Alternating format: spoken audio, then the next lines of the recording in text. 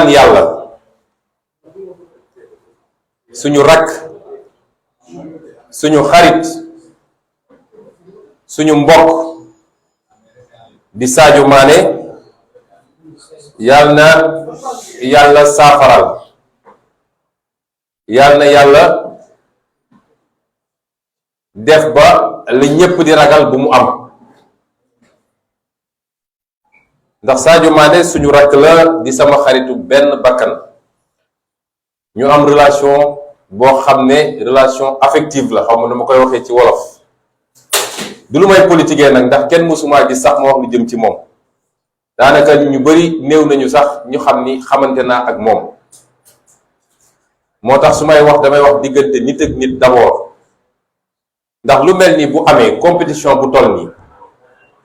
joueur bu ci waroon mën a dem rek te demu ci moom moo ci njëkk a ñàkk parce que compétition la boo xam ne kuy football rek ñaan nga yàlla football ko te di ko préparer ay ati at jeu qualificatif ak ni mu méttee ba yàlla yóbbu la foofu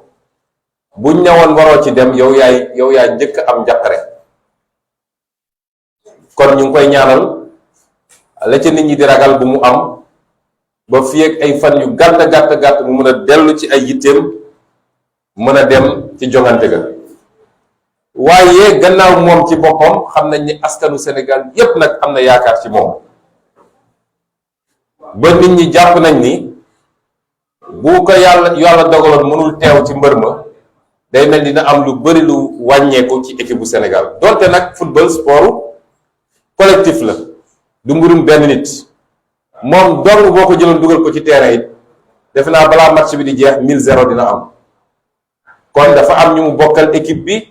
te kenn ku ne am solo ci li ñuy liggéey waaye moom da cee am cër goo xam ne ñépp xam nañ ko kon ñu ngi koy ñaanal ci intérêt boppam waaye ñu ngi koy ñaanal ci intérêt Sénégal yépp yal na yàlla def ni li tubaab naan plus de peur que de mal mooy yàlla liñ ciy ragal bañ a am ci mbir mi